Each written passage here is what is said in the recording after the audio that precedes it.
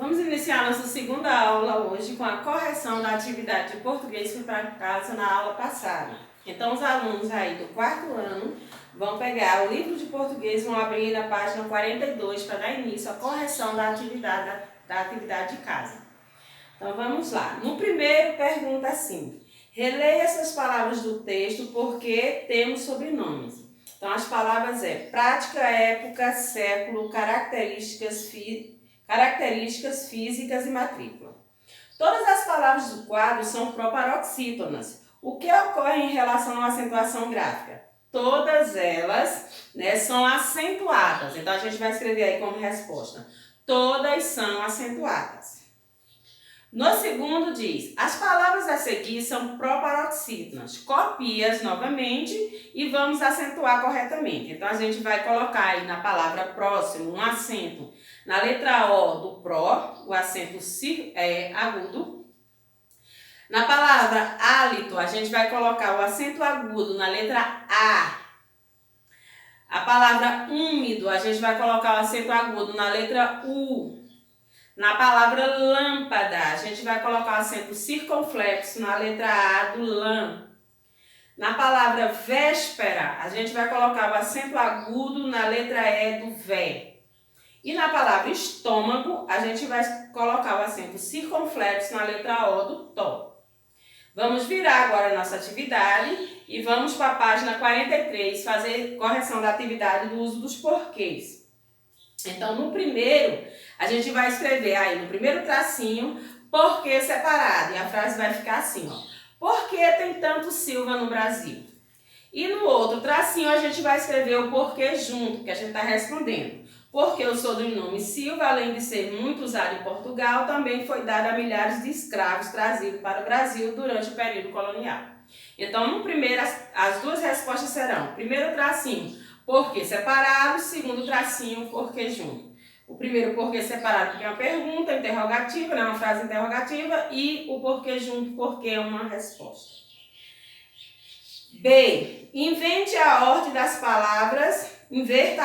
palavras do título, começando com tem tanto Silva no Brasil. Então, a gente vai levar o questionamento do porquê para o final da frase. Vai ficar assim a frase, ó: tem tanto Silva no Brasil, por quê? Esse porquê do final vai ser separado com acento circunflexo e no final a gente vai colocar o sinal de interrogação.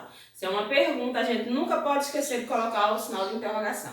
Então, na letra B, a resposta vai ser: tem tanto Silva no Brasil, por quê? Lembrando que começa a frase com letra maiúscula, viu, gente? Na letra C, a gente vai escrever o porquê junto e com acento, que a gente está dando o motivo disso. O texto explica o porquê de haver tanto Silva no Brasil. Então, quando a gente dá o motivo, o porquê é junto com acento circunflexo. No 2, complete com porquê separado, porquê junto, porquê separado com acento e porquê junto com acento. Na letra A, a resposta é porquê separado. Na letra B, a resposta é porquê junto. Na letra C, é porquê separado com acento. E na letra D, é porquê junto com acento. Vamos agora aí para a página 44. A gente tem um textinho, que tem assim: gente tem sobrenome. Todas as coisas têm nome: casa, janela e jardim. Coisas não têm sobrenome, mas gente sim. Todas as flores têm nome: rosa, carmelo e jasmim. Flores não têm sobrenome, mas a gente sim. Renato é Aragão, o que faz confusão. Carlito é o Charles Chaplin. E tem o Vinícius, que era de Moraes. E o Tom brasileiro era Jobim. Quem tem apelido Zico, Maguila, Xuxa, Pelé e He-Man. Tem sempre um nome depois do nome, tem sobrenome também. Então, a gente vai responder agora a interpretação sobre o poema, No primeiro diz: escreva seu nome e sobrenomes no caderno. Então, isso aí cada um vai fazer o seu, é uma resposta pessoal.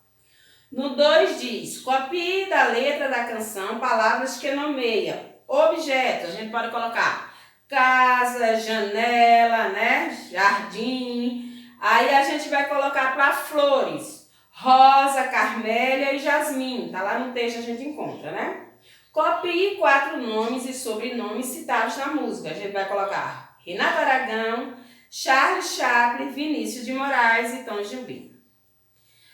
Depois que a gente fizer essa correção, vai todo mundo pegar lá no início da atividade, lá no início do exercício, vai colocar o A, pontinho C, que significa autocorreção, significa que foi vocês que corrigiram, com o auxílio da prova aqui do lado, né, do outro lado, e vão colocar a data da correção que vocês estão fazendo. 5/5/2020, significa que a gente corrigiu a atividade nessa data.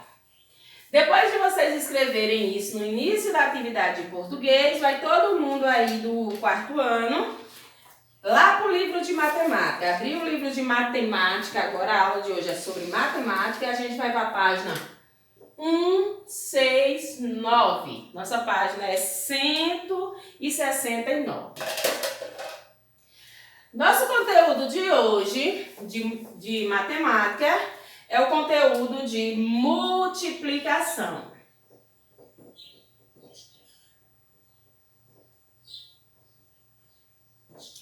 Vou pedir para vocês em casa utilizarem aquela tabuadazinha que a Pro mandou para vocês. Quando a gente estava tendo só as atividades de revisões, a Pro mandou enviou para casa uma atividade, né, uma listinha com tabuadas. Vamos estudar, gente, porque assim, isso facilita muito a aprendizagem de vocês, tanto no conteúdo de multiplicação como no conteúdo de divisão.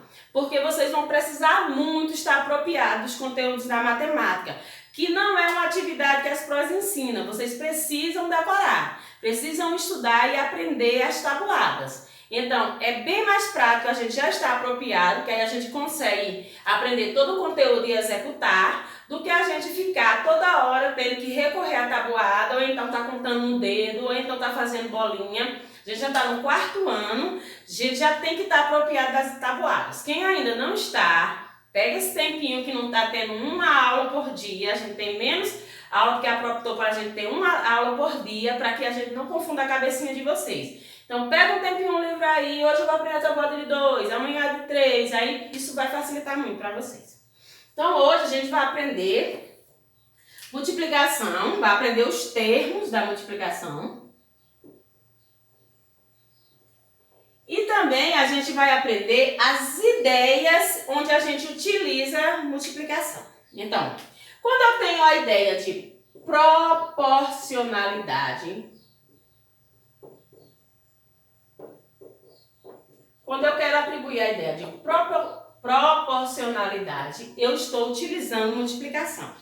Eu não sei o que é proporcionalidade. Digamos assim, quando a gente associa a quantidade ao número, a gente trabalha a proporcionalidade. Em que sentido? No livro diz assim para vocês, ó. Um caderno custa R$9. E ele quer saber aí no livro quanto custaria 6 cadernos.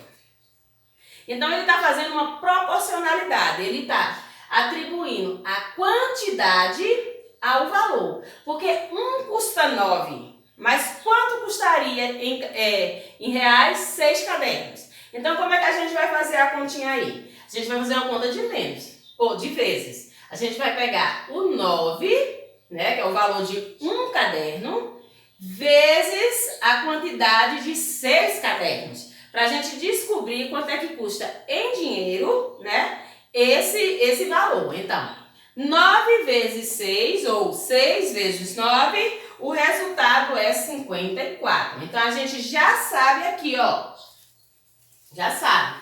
Um caderno custa R$9 e 6 cadernos custará R$54. A gente trabalhou aqui a ideia de proporcionalidade. A gente fez um parâmetro entre o valor e a quantidade. Isso é uma das ideias de multiplicação. Vamos aqui atribuir outra ideia de multiplicação. Quando a gente trabalha com comparação, quando a gente está fazendo comparação entre coisas, a conta também que a gente utiliza é multiplicação. Digamos que eu diga assim, ó. Júlia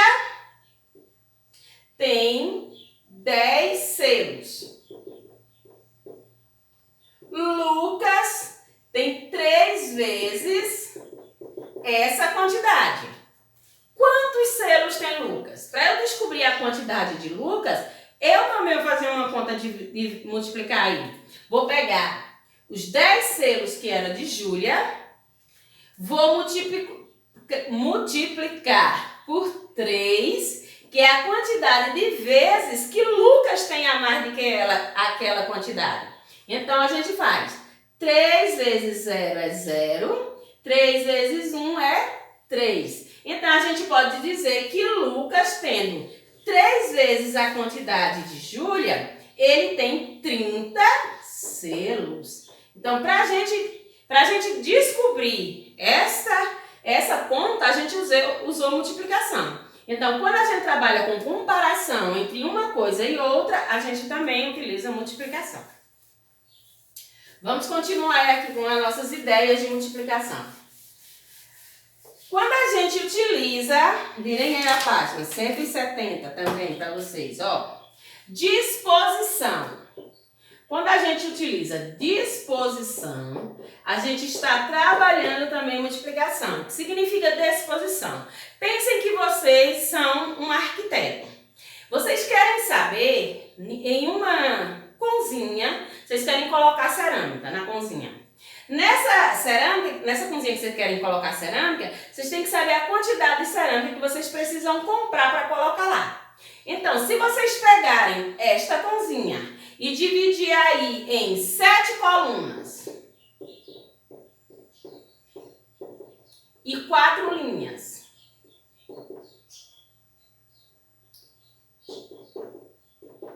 e aí a gente vai calcular a quantidade de cerâmicas que a gente vai colocar aí. A gente tem 7 colunas, a gente dividiu lá a cozinha em 7 colunas, e nessas 7 colunas tinha 4 linhas. Como que a gente vai descobrir a quantidade? A gente vai fazer a multiplicação entre a quantidade de colunas vezes a quantidade de linha. Então, a gente tem 7 vezes 4 é 28. Quantas cerâmicas a gente vai comprar para colocar nessa cozinha? 28 cerâmicas. Então, quando a gente trabalha essa ideia de disposição em uma área, a gente está trabalhando também a ideia de multiplicação. A conta que a gente usa para descobrir esse resultado, também é uma multiplicação. E outra ideia de multiplicação é as combinações.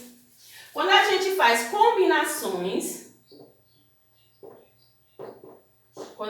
combinações, a gente trabalha também multiplicação. Vamos pensar aí. Na escola Mundo Ativo, a cantina da escola oferece 3 tipos de suco e 5 tipos de salgados. Pensem aí. Determinado aluno X, aluno Y, aluno Z da escola Mundo Ativo quer saber quantas combinações é possível ele fazer com 3 tipos de suco e 5 tipos de salgado. Como que ele vai descobrir isso, gente? Ele vai fazer uma conta de multiplicar. Ele vai pegar a quantidade de suco vezes a quantidade de salgado que a escola oferece. 3 vezes 5, 15. Então, aluno X, aluno Y podem fazer 15 combinações diferentes com aquela quantidade de suco e aquela quantidade de salgado. Então, também aqui as combinações são ideias de multiplicações.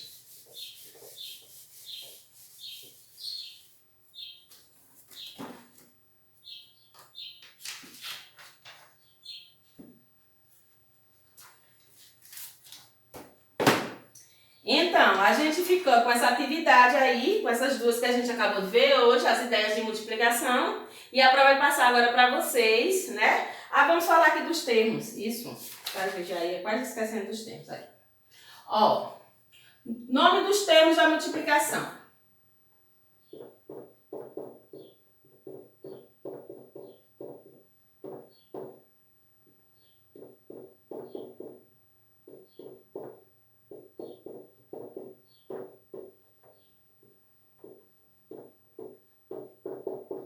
Esses são os termos da multiplicação. Esse espaço aqui chama-se multiplicando. O espaço daqui, multiplicador. E o resultado da nossa multiplicação chama-se produto.